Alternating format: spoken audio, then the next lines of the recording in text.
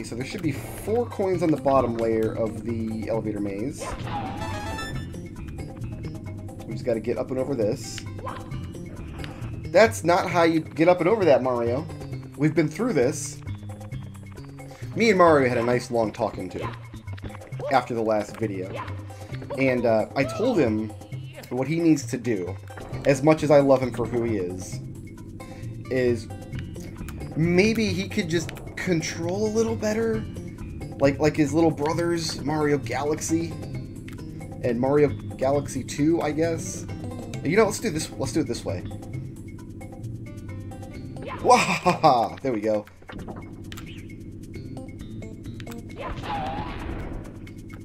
We're gonna have to backtrack for that coin, apparently. I don't like the camera in that position. Why are we way over there? Alright, buddy. I want you right up against the edge here. Thank you. Alright, now we can go upstairs and get the last 4 red coins. Our 100 coin star is going to appear on the actual elevator. If I had a better sense of how many coins were in the level, and I don't know how many yellow coins are in the actual Hazy maze, just how many blue ones there were there. I knew I needed to collect all the blue ones, but I guess I got more lost there than I did in my test play. And ended up collecting more than I normally would have. But ideally, I would want my 100th coin to be one of the spider monsters down on the floor. It'd be nice. So all I gotta do is kind of ride this one around now. And while that happens, I'm gonna go ahead and have a sip of Pepsi. Brickroad, hurry up. The box is in the way. The box is coming. Brickroad, the box! Never mind, guys. I got it. Don't worry. I appreciate you looking out for me, though. I really do. I appreciate it when people help me out. I'm going to get 100 coins right on this ledge, which I've got to jump over anyway. Oh, no! No, my elevator! Come back, my elevator! I miss you! Oh, God. This is horrible.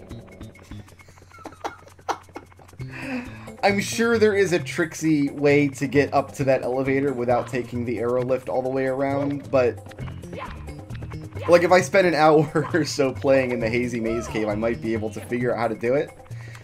I mean, I feel like I must have. Back in the day when I was a little kid, I spent hours in every single one of these levels trying to find little tricks. And I did find some little tricks. Like, I'm not hopeless at Mario 64, guys. Come on. But I certainly didn't find all of them. Excellent work. Perfect. I forgot when you jump off that platform, it stops moving.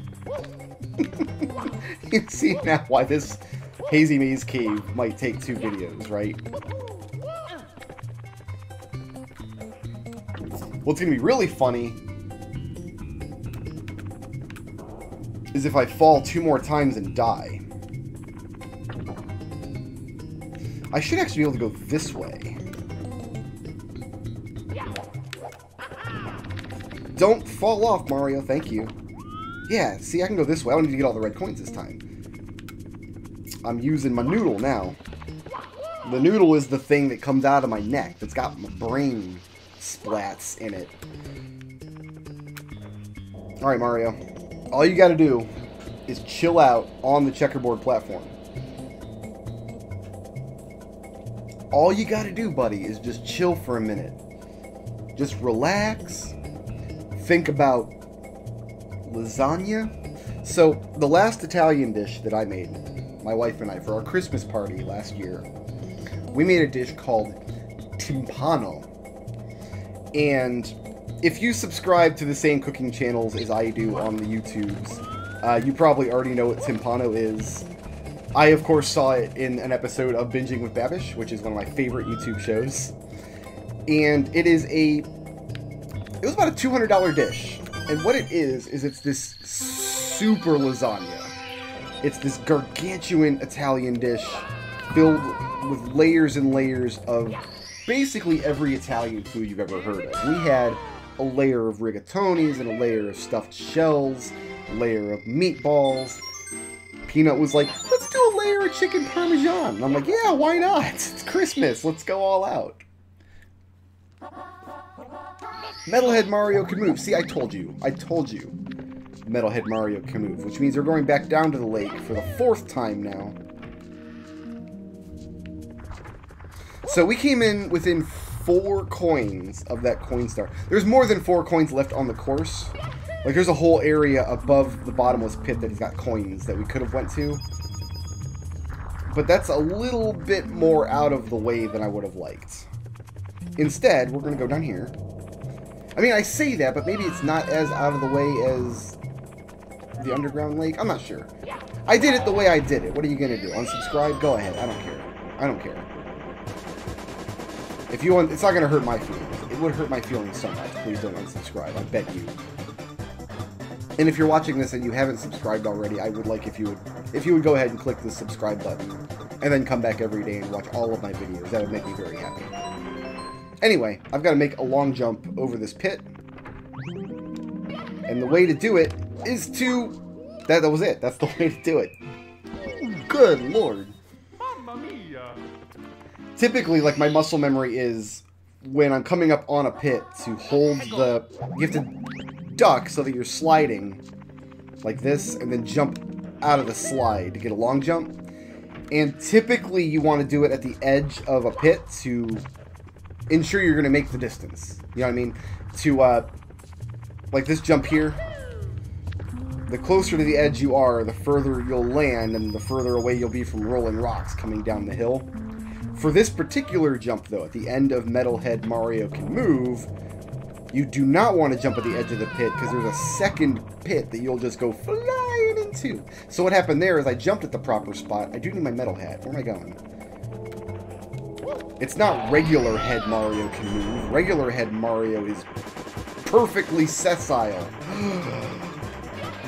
Which is a word that means cannot move, and the only reason I know that is because the NetHack Wiki uses the word sessile to refer to monsters that do not move, such as blue jellies.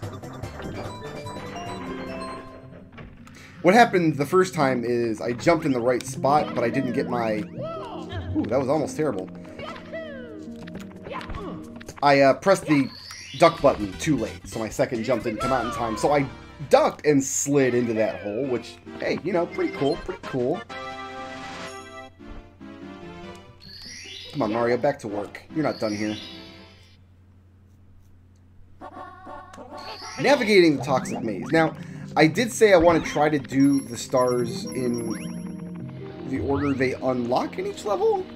The problem is there are 2 almost identical stars in this level about navigating the toxic maze, and I never remember which one is which.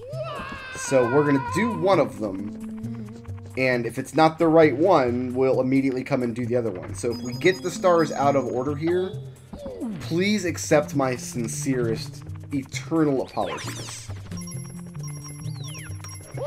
So we want to take this left here, and we'll end up... There's a door up there you can see. All we gotta do is double jump. There we go, and we're out of there. That's it. That's the whole star.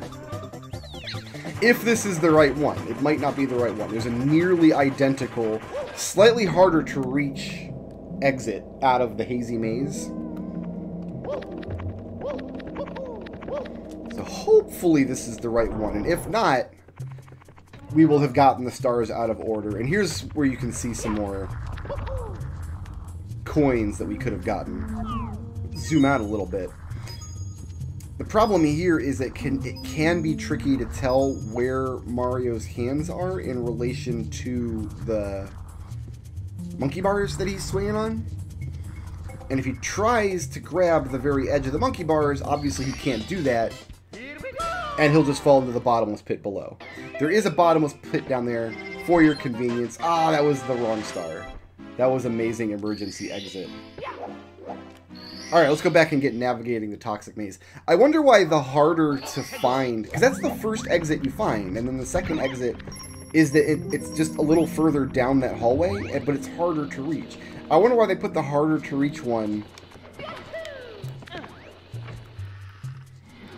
on the earlier star.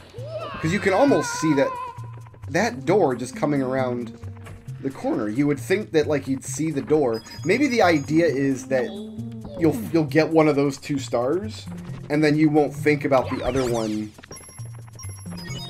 Like, they wouldn't put 2 stars right next to each other where you do essentially the same thing. Said people who played this game that didn't realize there's another MIPS star later on that we'll have to get. So the second is right here. We just want to get next to this wall, turn around, and there we go. We're up.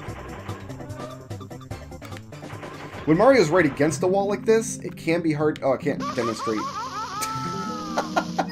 in this position because my biscuits are burning. Up here, maybe. So, like, while he's stuck on a wall like this, he likes to sidle along it, and actually turning around can be tricky depending on the wall.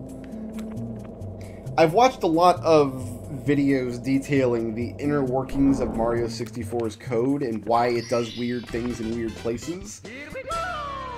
The idea here is that some solid surfaces are flagged as walls, some as floors, some as ceilings, depending on the angle that they sit at. And some walls feel stickier than others. And like I said, Mario doesn't like to just turn around a lot of the times. He wants to animate turning his entire body around, which can cause him to take steps in directions you don't intend. Which, in cases like that, where you're right up against the wall, makes it look like he's kind of sidling along the wall, when what you really want to do is put your back to the wall. Like, I just want to turn around like that. And that time it worked fine. I don't know why.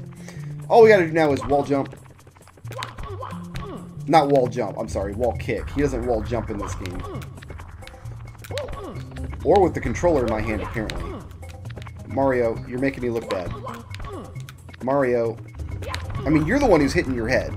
This is not going to reflect badly on me, just you. It kind of reflects badly on me a little bit. I mean, my star that I want is just right up there. Can I please wall kick? There we go. Okay. Wall kicks will work is the name of another star. In another level that we'll do at another time in another video. Guys, thanks for running around in the Hazy Maze Cave with me. I will see you next time. Shoutouts to Gabriel Crespo, who sponsored this video, and to everybody who helps make my channel possible by supporting me on Patreon.